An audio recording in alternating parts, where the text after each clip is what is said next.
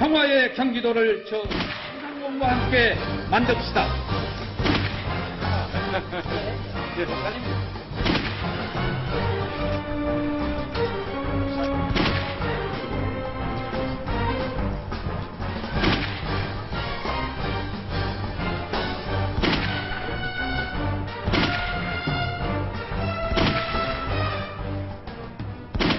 살아있네, 살아있어. 네, 김대중 대통령이 돌아간 이후에 동교동계의 이게 정치적인 영향력은 전면에서는 물러난 것처럼 보였는데 아직까지는 여러 가지 전선에서 다양한 활동이 있네요. 네. 살아있네, 이런 제목을 붙여봤습니다. 네, 이희호 여사 많은 분들이 찾아가는데 네. 역시 구심점이 되고 있는 분인 거죠. 그렇죠. 이희호 여사가 올해 92세입니다. 근데 김대중 대통령과 정말 반세기 동행을 했죠. 네. 이희호 여사 자서전도 제목이 동행입니다. 네.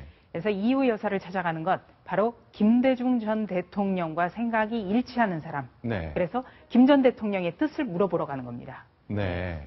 자, 그러면 김상곤 교육감이 오늘 이제 거기 그 동교동을 찾아갔거든요. 네. 자, 저희가 앞서 소개해드릴 때 이제 버스 무상 버스제 도입하겠다 이런 공약인데 김대중 대통령 그 생각이 동의하는지는 잘 가늠하기는 어렵습니다만 네. 어떠실지 모르겠네요. 네. 네. 영상을 좀 보시면서 오늘 동교동에 있었던 일 한번 확인해 봤으면 좋겠습니다. 네. 92세라고 좀 믿기지 않을 정도로 정정하시네요. 네. 제가 인터뷰를 2번을 해봤는데요. 단독 네. 인터뷰를. 보청기도 착용을 안 하고 요즘에도 굉장히 활발한 바깥 활동을 하고 있습니다. 네. 92세요. 건강의 비결은 소식입니다. 아, 작게 먹는다. 너무 안 드십니다. 아, 그렇군요. 자, 그러면 이제 그 김상곤 교육감도 그랬지만 박지원 의원이 전남지사 출마를 포기하는 과정에 네. 그때도 이희호 여사의 얘기가 영향을 많이 미쳤다고 얘기하는데요. 그렇습니다. 박지원 의원이 그동안에 계속 전남지사 출마 전제로 삼았던 것. 네. 바로 전남에서 안철수 신당의 바람을 막아내겠다. 이렇게 얘기를 했는데요. 네. 바로 이 일 날이죠. 지난주 일요일 날 갑작스럽게 민주당과 안철수 신당이 통합선언을 하면서 상황이 바뀌었습니다. 네. 그래서 일주일 동안 박지원 의원이 계속 지인들에게 의견을 구했는데요. 그 찬반 여론이 굉장히 팽팽하게 맞섰습니다. 네. 결국 마지막 날, 결단 마지막 날 저녁에 이희호 여사를 동교동으로 찾아갑니다. 그때 이 여사는 보람과 영광이 있는 전남지사보다는 가시밭길에 중앙정치를 하라고 하셨다.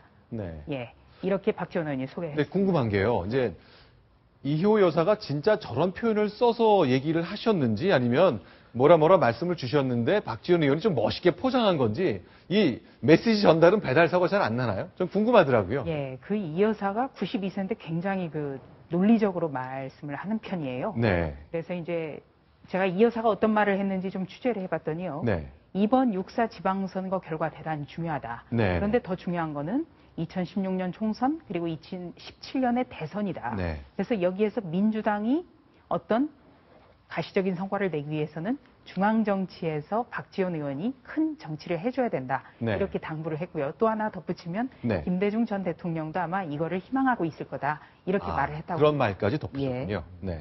근데 김황식 전 총리는 어떻습니까? 뭐 친박 뭐 이런 걸 집어치더라도 네. 또 DJ 연합군까지 지금 또 같이 등장을 했는데 네. 네. 상황이 어떤가요? 지금? 그거는 좀 봐야겠는데요. 네. 그래도 이제 김황식 전 총리가 바로 전남 장성 출신입니다. 네. 그래서 더 이 호남 출신, 그다음에 옛 민주계층도 아우를 수 있는 후보다라고 어떤 전략적으로 내세우고 있는 것 같은데요. 네네. 실제로 어떤 분이 어느 정도의 비중을 가진 분이 김 전 총리를 돕는지는 저도 네. 취재가 안 됩니다.